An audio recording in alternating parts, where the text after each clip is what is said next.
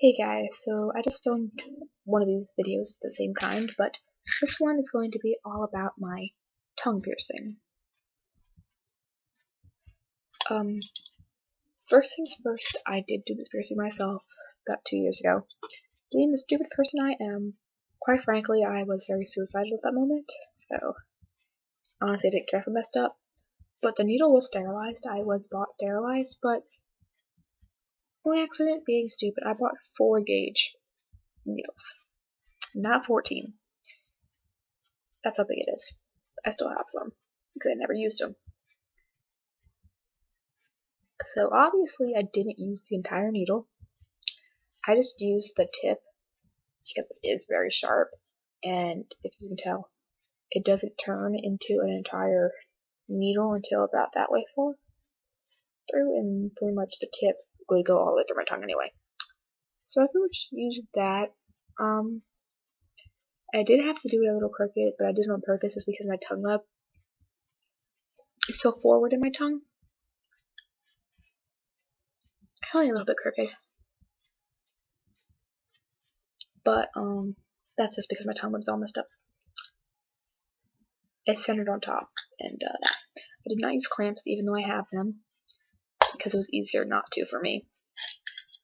And I used a PTFE bar for it, because I did not have any longer tongue bars. The PTFE bar I used for it, and I actually ended up using that bar in my stomach too. Weird. After my tongue pierced.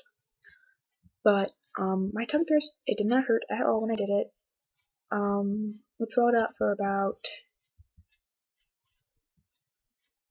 3 days, and then it was perfectly fine.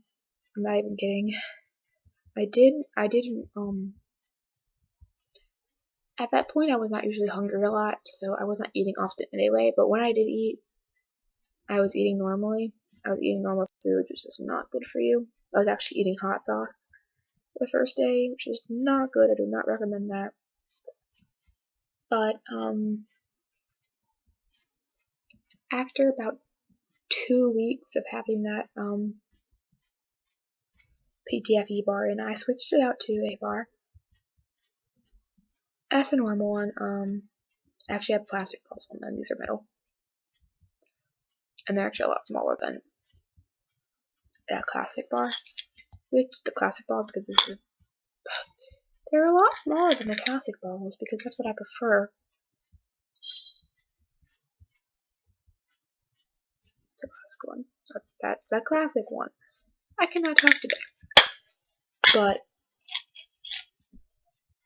I switched it, and I had it for about 3 weeks before my mother actually found out. She made me take it out, and she threw the ring away. But naturally, I just went upstairs and put another one in.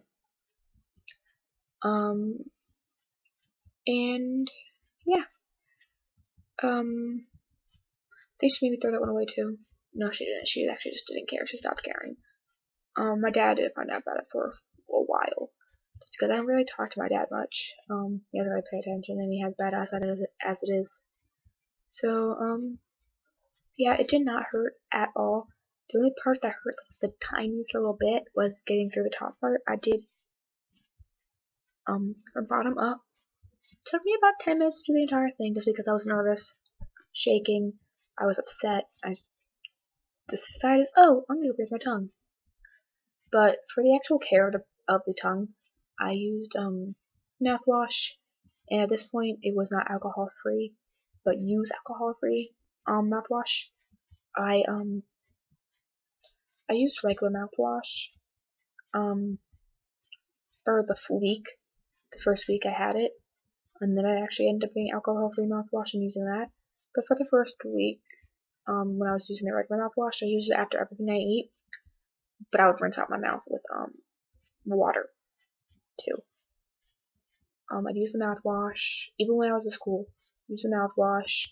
I actually, at some point, I had another bottle. I had a spit bottle and a regular bottle just because I'm lazy. And then I had a bottle of water, which I would rinse my mouth out with after I used mouthwash. Seems really gross, but it worked out. Because when you're in school, it's kind of difficult to go to the bathroom after you eat lunch, especially when you have a really short lunch period like we do. But yeah, so pretty much use that after everything I ate, and in the morning because I don't eat breakfast.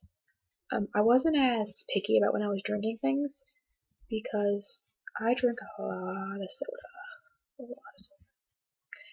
So, but I healed up perfectly fine. I do have a very high oral hygiene, routine.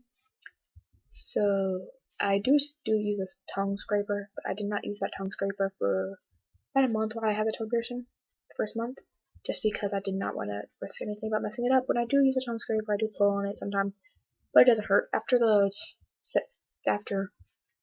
2 weeks, it was perfectly fine, and I switched it out, and it was perfectly fine. It's never given me problems. Is that I love it. I always play with it. I do bite it sometimes. I did bite it more when I was first got it, just because you're getting used to it, and the bar was long. But the only problem I ever have with my tongue piercing is swallowing the balls. That sounds really weird, but I've swallowed at least 10. That's not healthy. I've never swallowed the entire bar, just like the ball. And I actually usually end up taking one off of this right here, because that is a 14 gauge in my ear. So a lot of times I took it off there and just pushed it like this. So this ball would be gone and that one would be there. So it would stay in place. But yeah, that's it. I did not use sea salt soaks, which would pretty much just make up a sea salt, non-iodized sea salt in warm water, and like a fourth teaspoon to like 8 ounces of water, I think it is, a cup, and just swish around your mouth for a little bit. I did not do that when it was healing, just because I did not have sea salt at the moment, but I do recommend that. I do it sometimes when I am doing sea salt all over my body, because a lot of times if I get a new piercing, everything gets treated like a beauty queen, if I have a new piercing, I do sea salt soaks. Everything else gets sea salt soaked. Do both ears, my lip, and my belly and my tongue. I just put some stuff in my mouth and sit there. I usually have it in my mouth while I'm soaking my ear. But yeah, that's about it. I really don't know about spraying H2 Ocean or like the Blue Wave stuff in your mouth. That would probably taste like poo. So I know H2 Ocean does make a mouthwash. But yeah, so that's just my tongue piercing experience, and I'll see you guys later.